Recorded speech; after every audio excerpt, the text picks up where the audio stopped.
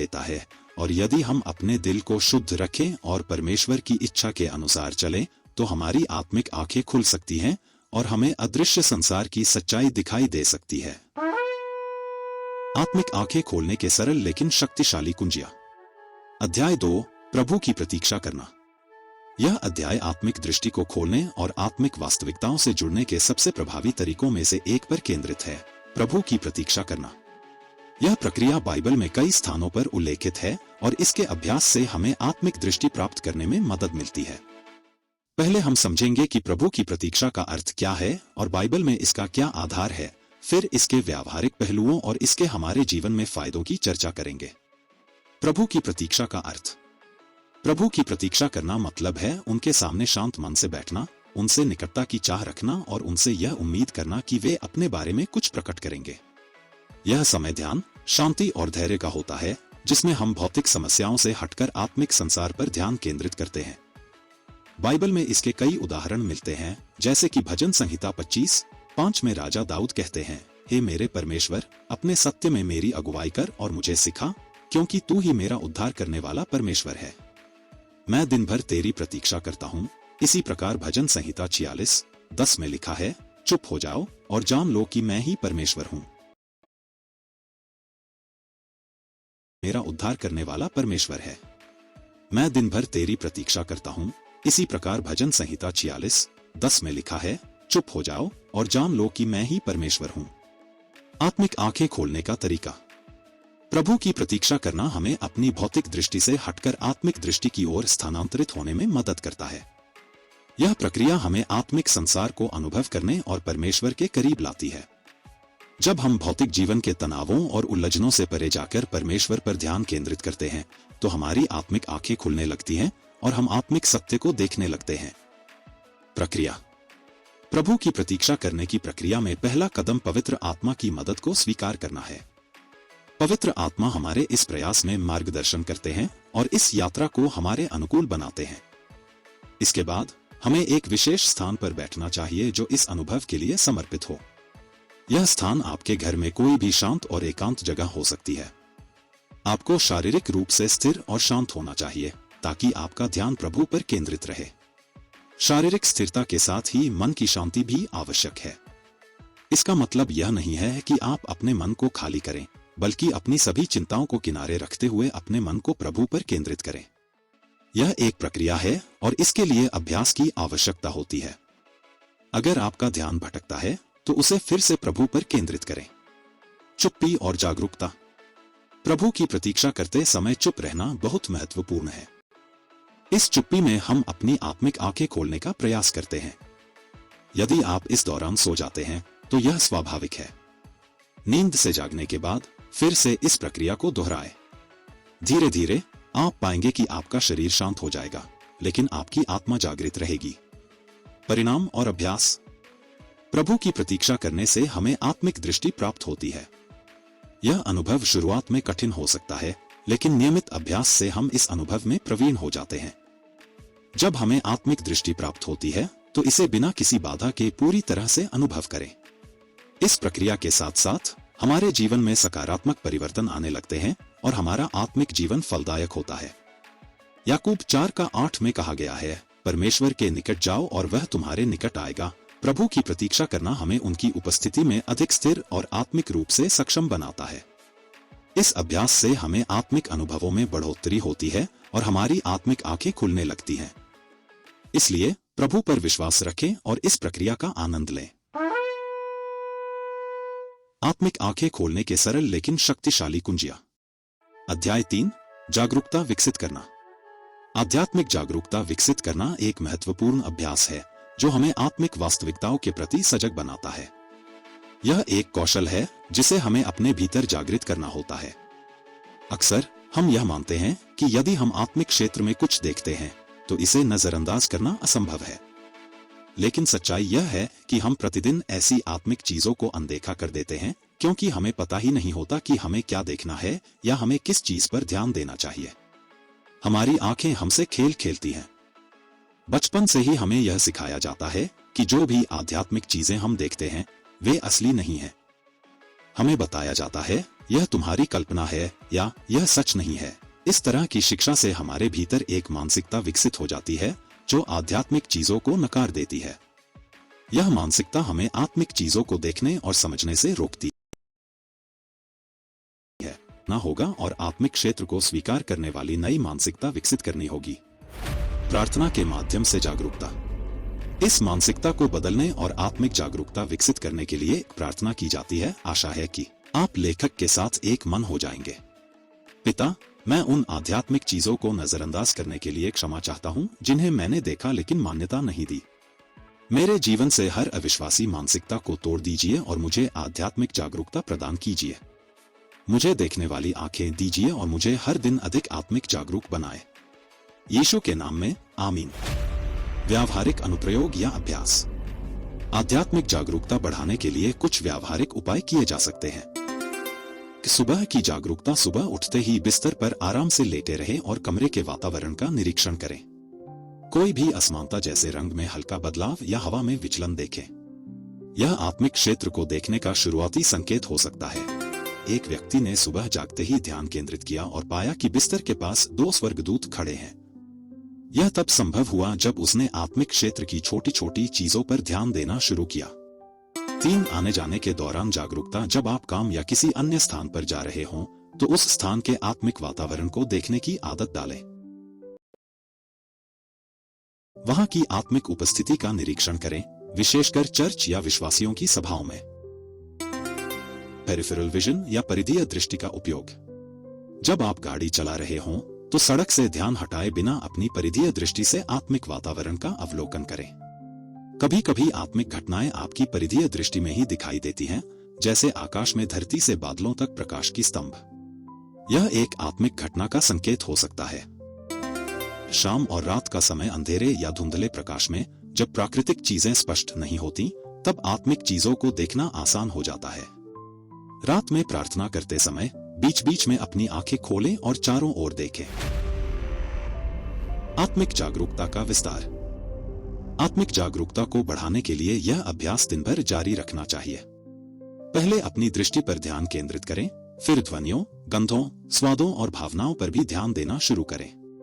अपने सभी आत्मिक इंद्रियों को जागृत करें। यह ध्यान देने योग्य है कि आत्मिक जागरूकता रातों रात नहीं बढ़ती।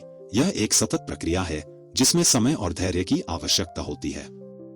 प्रभु की सहायता से और नियमित अभ्यास के माध्यम से आप देखेंगे कि आपकी आत्मिक दृष्टि दिन प्रतिदिन स्पष्ट होती जाएगी। सजग रहें, अभ्यास करते रहें और आत्मिक क्षेत्र को देखने और समझने में धैर्य रखें। कल्पना। आध्यात्मिक दृष्टि के लिए एक महत्वपूर्ण कुंजी।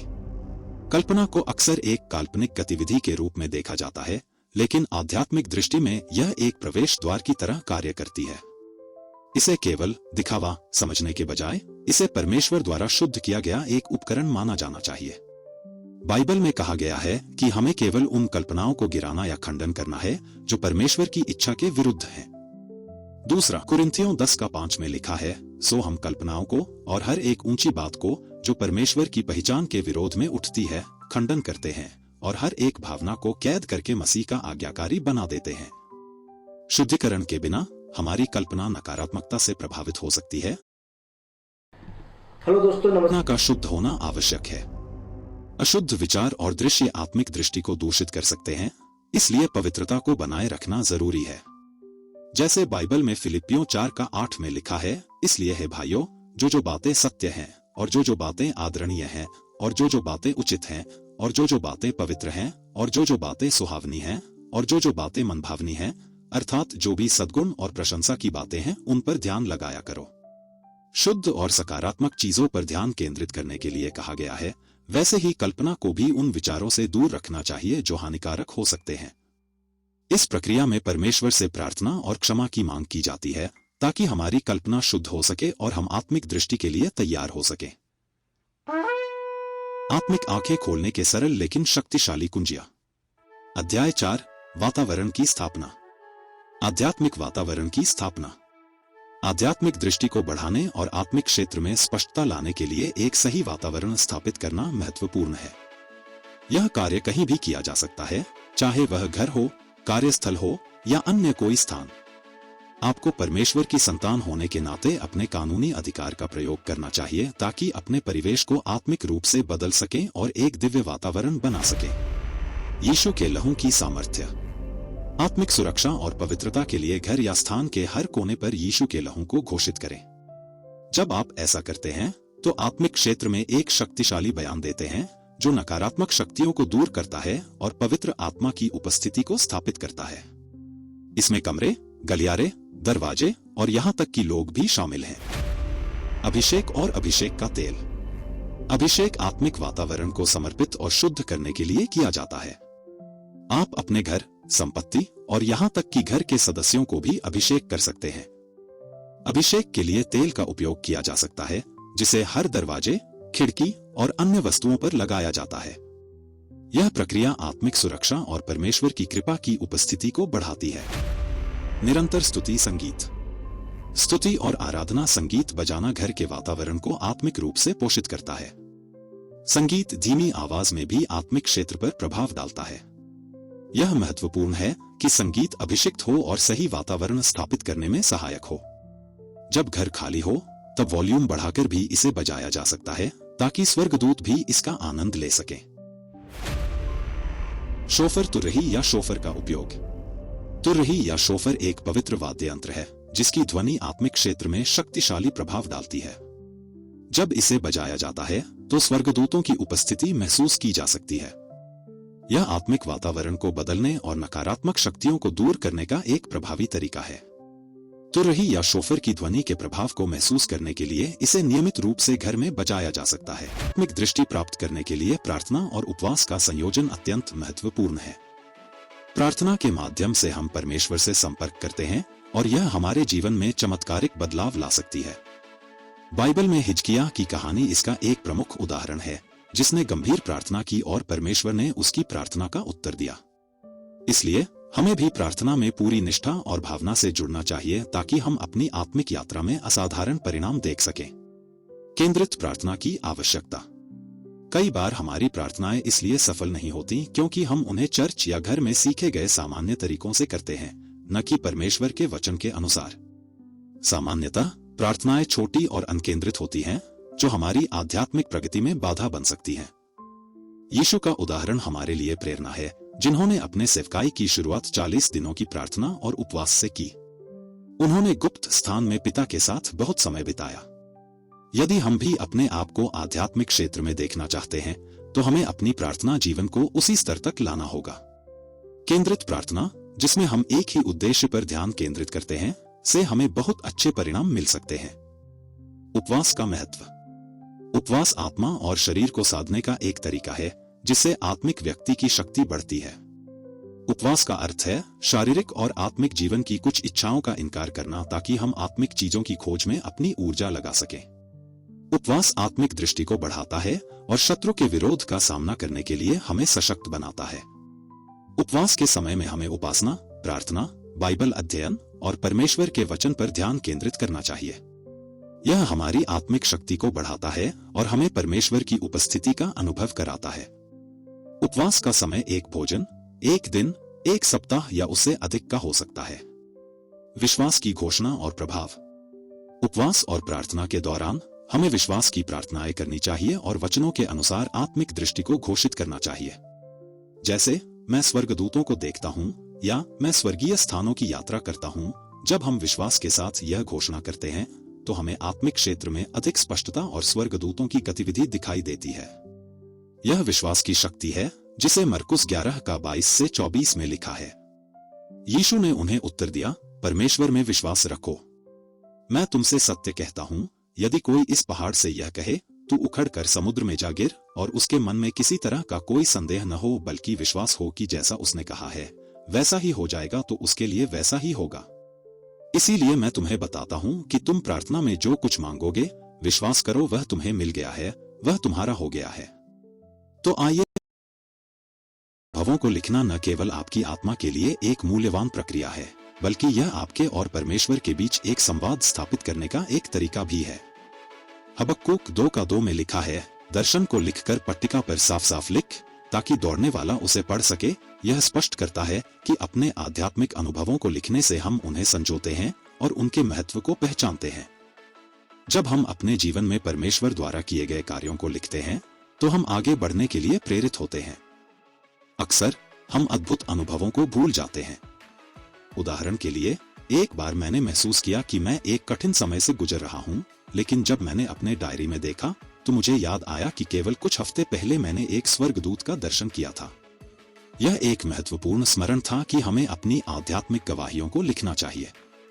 हमें प्रत्येक छोटी आध्यात्मिक घटना को दर्ज करना चाहिए, चाहे वह कितनी ही छोटी क्यों न हो। यह न केवल हमारी आत्मा को बढ़ावा देता है, बल्कि हमारी आध्यात्मिक दृष्टि को भी विस्तारित करता है। उदाहरण के लिए, अगर आप एक हल्की सी रोशनी या ठंडी हवा महसूस करते हैं तो उसे अवश्य लिखें। इससे आपके भीतर अनुभवों की आवृत्ति और गहराई दोनों बढ़ेंगी।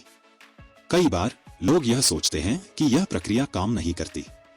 एक व्यक्ति ने मुझसे कहा कि उसने डायरी क्यों खरीदे जब उसे कोई अनुभव नहीं हो रहा।